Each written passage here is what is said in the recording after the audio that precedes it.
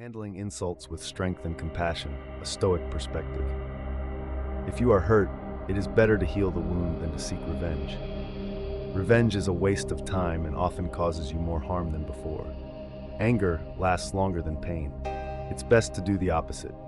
After all, who in their right mind would kick a mule or bite a dog in response? Insults, offensive comments, and rude behavior. These are daily challenges we all face.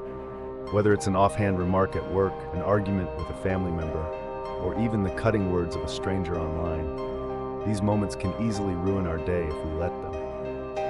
However, the key is that we only give power to insults if we allow them to have that influence. It's easy to lash out in anger when someone insults us. The automatic reaction is to defend our ego, to protect ourselves from the perceived attack. But in reality, this is the very response that makes us vulnerable. In reacting impulsively, we hand over our peace of mind to the insulter.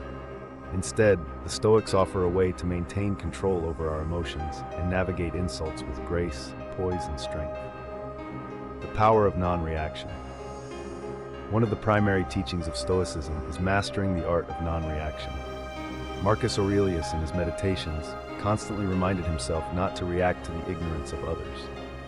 He understood that when someone acts with cruelty, rudeness, or disrespect, they are usually acting from a place of misunderstanding, ignorance, or even personal pain. We can see an example of this when Marcus says, "It is not the actions of others which disturb us, but our own reaction to them."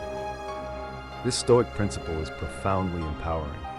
If we remind ourselves that other people's actions are beyond our control, but how we respond is entirely within our control, we regain our power in the face of insults.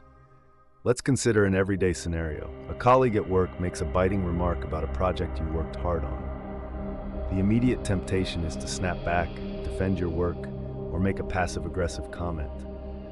But what if instead you chose not to react emotionally? What if you paused, considered the source of the remark, and realized that their words say more about their insecurities or frustrations than about your work? This leads us to an important Stoic exercise. Before responding to an insult, pause and consider who the person is, why they might have said what they did, and whether their words hold any truth. Seneca, another great Stoic philosopher, advised, "Why should I be insulted by the truth? If the insult is true, perhaps it's an opportunity to improve.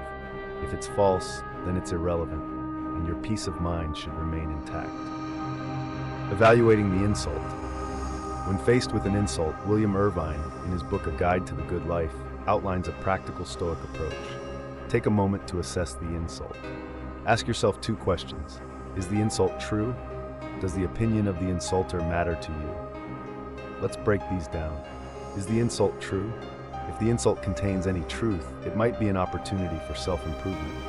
For example, if someone criticizes you for being late or missing a deadline, and you realize they have a point, you can choose to view the situation constructively rather than feeling attacked. This reframing allows you to grow from the situation instead of becoming defensive. Does the opinion of the insulter matter to you? If the person who insulted you is someone you don't respect, or someone whose opinion you don't value, why let their words disturb your inner peace? Seneca advised us to view insulters as large children. They don't know any better, so why should we take their words to heart? To illustrate this, imagine you're in a restaurant and someone at a neighboring table makes a snide remark about your appearance. Instead of letting their comment ruin your evening, reflect on who this person is. They don't know you, and their remark likely stems from their own insecurities. In such cases, why let the insult linger in your mind when it holds no real value? Responding with humor. Humor is one of the most underrated but effective tools for diffusing insults. Instead of reacting with anger or hurt, responding with humor can both disarm the insulter and protect your peace of mind. When you respond with a lighthearted comment or a laugh, you demonstrate that the insult has no power over you. Let's look at an example. Imagine you're at a family gathering and a relative makes a passive-aggressive comment about your career choices. Instead of getting defensive, you could respond with something humorous like, "Well, I guess that's one way to look at it." This approach not only deflects the insult, but also shows that you're not taking the situation too seriously.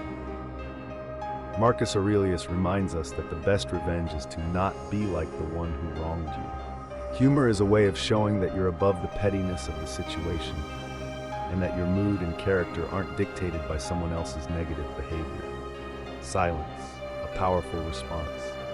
When humor isn't appropriate or doesn't come naturally, another option is to simply remain silent.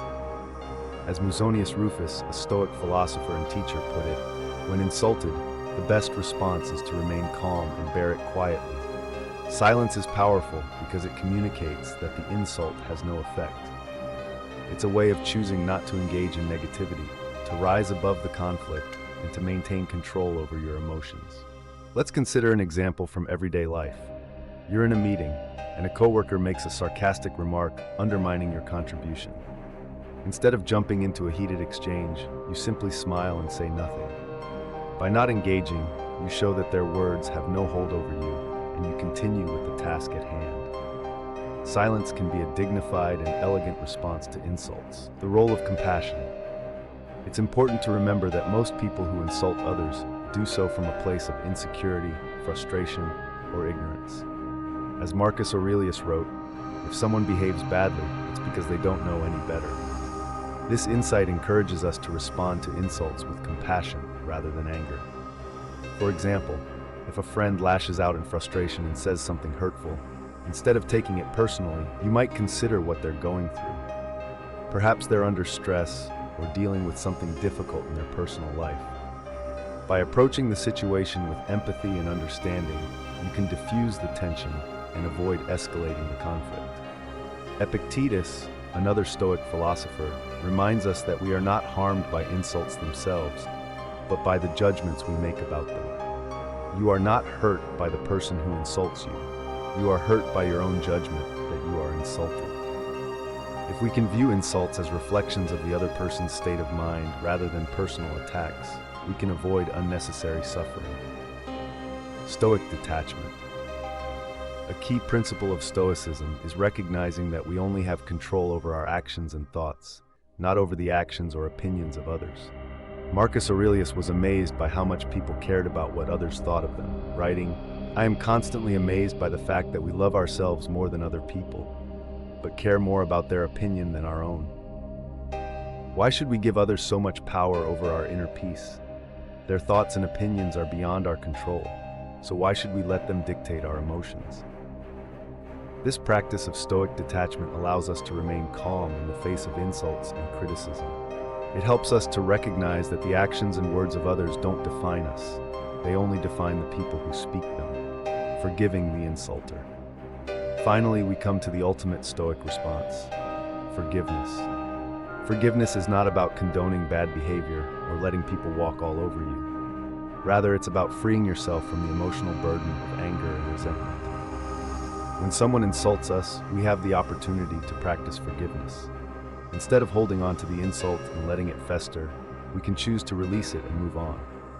This act of forgiveness not only benefits the person who insulted us, but it also liberates us from the weight of negative emotions. As Marcus Aurelius reminds us, the best revenge is to be unlike the person who wronged you. By choosing forgiveness, we rise above the insult and demonstrate the strength of our character. Conclusion. In conclusion, the Stoic approach to handling insults is one of strength, wisdom, and compassion. Whether we choose to laugh, remain silent, or respond with forgiveness, we have the power to control how we react to the negativity of others. By mastering our reactions, we not only protect our peace of mind, but also grow stronger in character. Through these practices, we can navigate life's challenges with grace and emerge unshaken by the words or actions of others.